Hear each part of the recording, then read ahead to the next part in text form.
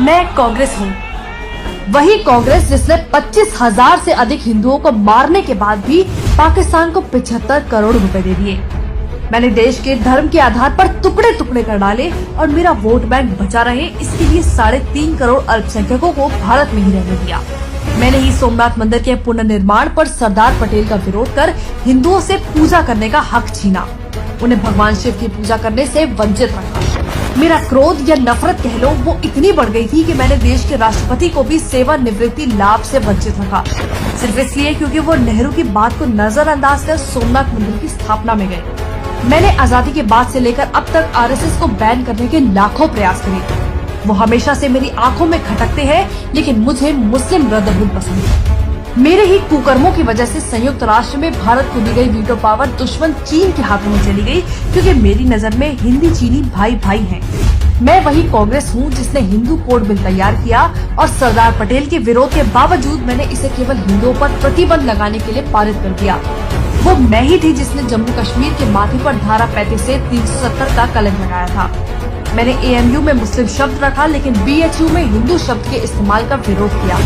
मैंने ही भारत की 90,000 वर्ग किलोमीटर जमीन चीन को सौंप दी और अपनी नाकामियां छिपाने के लिए कहा कि वहाँ तो घास का एक तिनका भी नहीं उगता।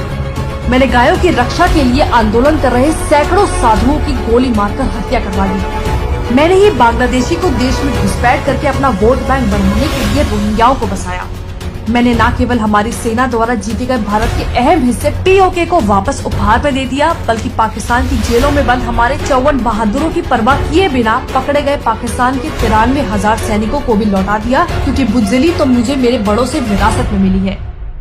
देश की सेना का अपमान करना मेरी रग रग में है, इसलिए मैंने इंदिरा के हुक्म से इनकार करने वाले सेना प्रमुख सैम मानेकशॉ, जिसने पाकिस्तान पर जीत दिलवाई, उसका वेतन 32 साल तक नहीं दिया। मैं वही हूँ जिसने मुस्लिम पर्सनल लॉ बोर्ड बनाया, क्योंकि संविधान से चलना सिर्फ बाकियों पे लागू होता है, वोट बैंक पर नहीं।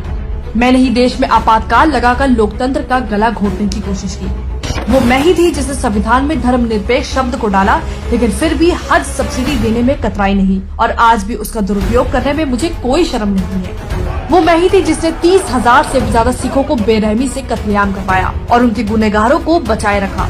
गरीबी हटाओ का नारा देकर देश को गरीब बना दिया और देश का सोना गिरवी रखवा दिया। मैंने ही वक्फ एक्ट में संशोधन कर इसे इतना शक्तिशाली बना दिया कि आज आपकी जमीन कभी भी आपके ही हाथों से जा सकती है और आप कुछ कर भी नहीं पाओगे। मैंने परमाणु का विरोध किया, सेना को कमजोर रखने की मेरी मेहनत पर पानी जो फिर जाता। मैंने रिमोट कंट्रोल पीएम बनाया, उसकी आड़ में लाखों करोड़ों के घोटाले किए।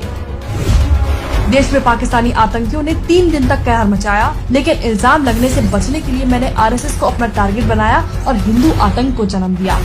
वो मैं ही थी जिसने देश से छिपकर चीन के साथ एमओयू साइन कर अपने ही देश की कमर में छुरा घोंपा था। मैंने ही कोर्ट में हलफनामा देकर कहा कि श्री राम काल्पनिक है और राम सेतु को तोड़ने की कोशिश की। मैंने वोट बैंक के लालच में हज पर 50% की सब्सिडी दी, पर अमरनाथ यात्रा पर 25,000 का टैक्स लगाकर सारा पैसा वसूल दिया। देश में महंगाई को 2 डिजिट में रखना ही मेरी खासियत थी। मैंने सीएए पर लोगों को गुमराह कर उसका विरोध किया, जिससे देश की करोड़ों की सरकारी प्रॉपर्टी को नुकसान पहुंचा। मैंने सेना को राफेल ना मिले इसके लिए अंबानी को बदनाम किया। मुझे अपने अस्तित्व को बचाने के लिए चुनाव का ढोंग करना पड़ रहा है, क्योंकि कुछ लोगों को परिवारवाद पसंद नहीं। मैं कांग्रेस हूँ, मुझे नफरत है इस देश से, इस देश के हिंदुओं से। इसलिए मैं चाहती हूँ कि मुझे सत्ता में एक और मौका मिले, ताकि मैं हिंदुओं का इस देश से